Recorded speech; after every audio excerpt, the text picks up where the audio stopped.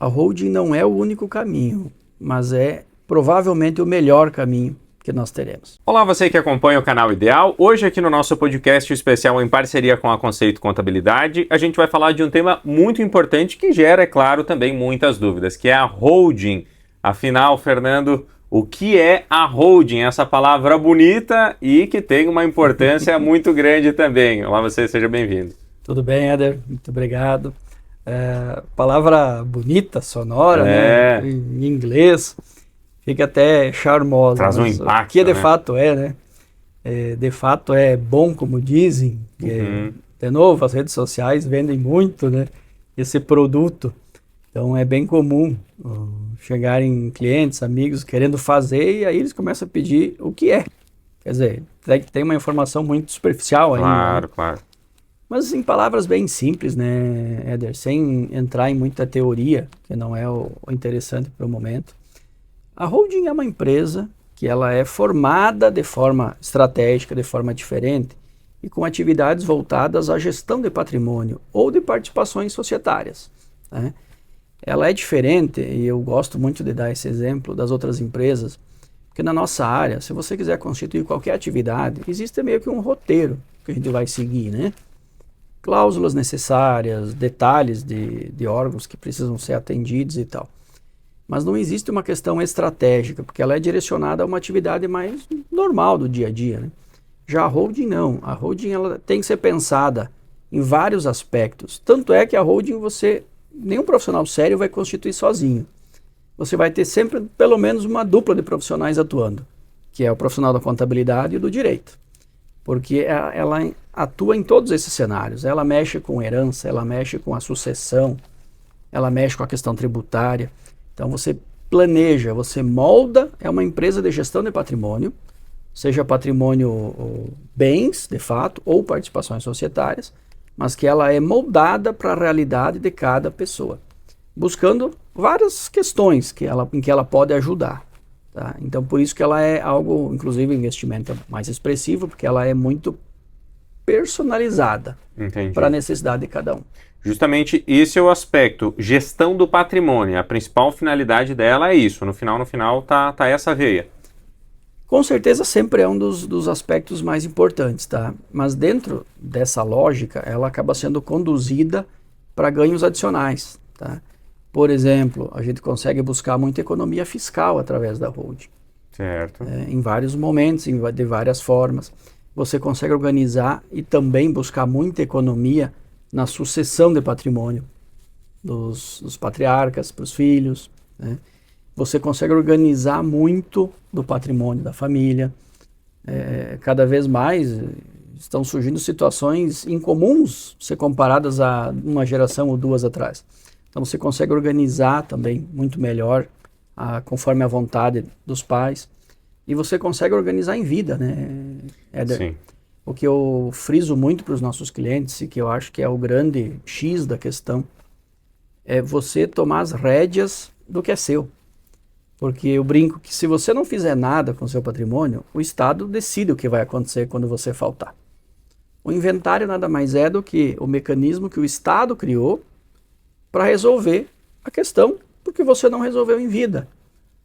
Agora, a gente sabe, é normal, né? O Estado vai sempre ter caminhos mais tortuosos e muitas vezes mais caros para resolver, né? Então a gente fala aí que só de ITCMD para fazer um inventário nós estamos falando de 7% do patrimônio. Então não é nada estranho você gastar 20%, 30% do patrimônio para resolver o inventário. É muita coisa. Muita coisa. Então se você resolve em vida, os conflitos são menores, você consegue economizar muito desse valor e ganha muito em organização. Importantíssimo isso, né? E é um tema que ficou mais forte agora recentemente, porque em meio à reforma tributária, etc., surgiu algo também na linha de que, olha, ou fez até 2025 ou não adianta mais nem fazer. É por aí mesmo ou calma lá, dá tempo, dá para se organizar, tem muitos benefícios mesmo fazendo em 2026, 2027 para frente? O que acontece? Na verdade, o Brasil passa por um momento em que a gente não tem todas as certezas que gostaria, né? Sim. A gente não está num momento em que as questões tributárias a gente possa dizer que elas estão tranquilas, consolidadas. Não tem muita segurança. A gente está entrando agora em 2026, no primeiro ano da reforma tributária do consumo, e aí que é uma questão importante de comentar com as pessoas, né? É uma primeira etapa da reforma tributária, não é toda a reforma. Agora, em 26 também entra a questão da tributação dos lucros. Então, hoje o foco está mais na tributação que acontece nas empresas. Esse dos lucros, né, a tributação dos dividendos, já está reformando muito a questão do imposto de renda das pessoas físicas, não apenas dos empresários, mas de todas as pessoas físicas. E nós teremos nos próximos anos, isso está planejado, reforma de outras partes da questão tributária brasileira. E já está bastante óbvio que o que vem de proposições aí pela frente para essas reformas vai gerar aumento de custo.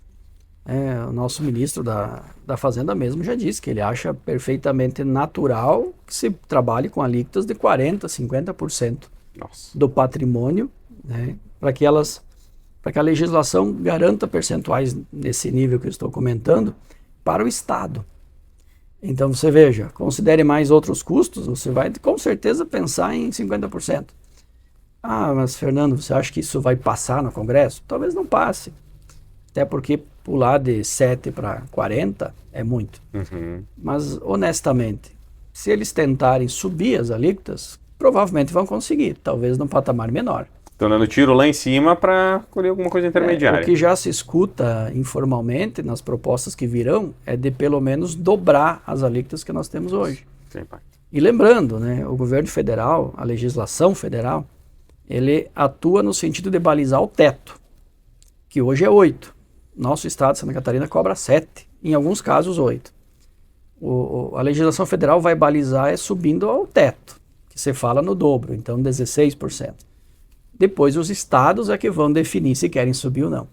Mas, de novo, aí volta a insegurança, né? Por que se coloca um pouco de terror aí nas redes sociais, né? Tem que fazer agora, porque até 2025, no momento em que isso começou a circular, a gente tinha garantia de que não iam mudar as regras. Para 26, essas regras ainda não mudaram. Então a gente tem mais um pouquinho de tempo com segurança. Porque talvez lá em 27, se eu for fazer, já esteja mais caro. 28 entendi. Talvez esteja pior. É uma garantia de que vai estar pior? Não, mas é algo a tendência. que é uma tendência forte, de que tenda a piorar. Reduzir, chance zero. A gente sabe que não é a intenção de nenhum lado, né? Nosso estado até tem esse compromisso do governador de que não vai subir essas alíquotas. Mas a gente sabe como é que funciona, né? Virão novos governantes. Sim. O que decide muitas vezes, né, não é a vontade do governador ou do prefeito, é muito mais o caixa. Então, a pressão que está se colocando sobre as pessoas para decidir logo se querem ou não querem fazer, é nesse sentido de se garantirem e não terem prejuízo de que custe mais caro do que custaria hoje. Entendi. Alguns estados até, Éder, isso aconteceu conosco, com alguns clientes, alguns estados já mudaram de pequenos critérios em 25, que aumentou o custo para fazer. Felizmente, para Santa Catarina não houve essa mudança. Os critérios que a gente tem já eram mais atualizados e não mudou nada. Mas São Paulo já mudou, outros estados já mudaram. Então é nesse sentido da pressa, sabe? De buscar ver se não é o momento de fazer para você não perder o time da questão. Bom, e aí também surge a pergunta, para quem tem um patrimônio, quem quer organizar tudo isso, a holding é realmente o melhor caminho, o único caminho? Tem mais saídas, tem outras alternativas também? A holding não é o único caminho, mas é provavelmente o melhor caminho que nós teremos. Certo.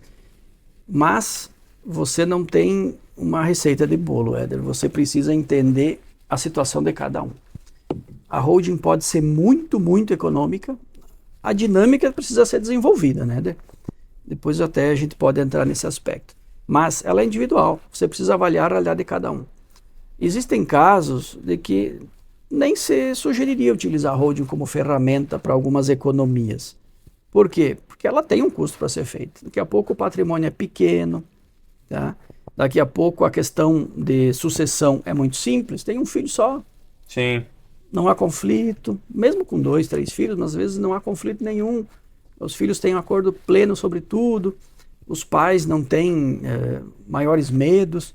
Então, podem haver caminhos que não sejam pela holding, tá? Não adianta a gente querer forçar esse caminho. Sim. Mas é importante que você entenda que ele é um caminho interessante. E te digo que, quanto maior o patrimônio envolvido, mais a holding é uma ferramenta interessante, porque ela te possibilita organizar o processo. Só para fazer uma pequena analogia, né, Éder? Se eu tiver um patrimônio aí de 15 imóveis, e por alguma razão eu precisar ou quiser transferir isso para todos os meus filhos em algum momento, eu tenho que fazer 15 escrituras. A gente sabe o quanto demora, o custo, quantas dificuldades aparecem lá no cartório, na prefeitura, reavaliar o imóvel, paga as guias, demora no cartório um pouquinho, demora no registro de imóveis, precisava fazer registro do CAR. Não é difícil o cliente chegar e dizer, eu comecei a organizar os bens, passar para meus filhos, estou há um ano fazendo, não terminei, porque também não é a única coisa que o cara tem para fazer, sim, né? Claro.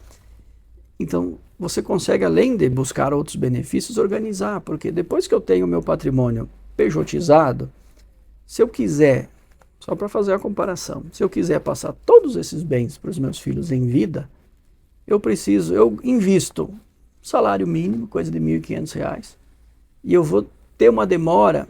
Hoje está um pouco demorado, tá? Hoje eu vou ter uma demora aí de 4 a 5 dias para estar com isso resolvido. E essa demora se dá pelo tempo do órgão público fazer o registro do documento. Há 6 meses atrás estava demorando 1 dia. Muito rápido. Então você veja que além de buscar economias, né, eu organizo. Eu consigo construir quase que todos os cenários, para não dizer todos, né, que os pais queiram, que os filhos queiram, que a família queira. Né? E dentro disso a gente muda até, e precisa mudar, a percepção da família enquanto forma de gerir o patrimônio. Sim. Então você acaba até, de certa forma, ajudando a profissionalizar os filhos nesse processo. Envolve já no processo, né? Não Exato, deixa acontecer exato. alguma coisa mais séria para daí sim forçar a buscar essa organização. Muito interessante mesmo. Bom, mas para quem tem mais dúvidas a respeito desse tema, com certeza a Conceito também está disponível para que você possa conversar, possa realmente entender os benefícios e se é o seu caso, né, de justamente estruturar uma holding ou não. Fernando, obrigado pela sua participação. Eu que agradeço, Éder. Um abraço. Obrigado mais uma vez e obrigado a você de casa também pela companhia.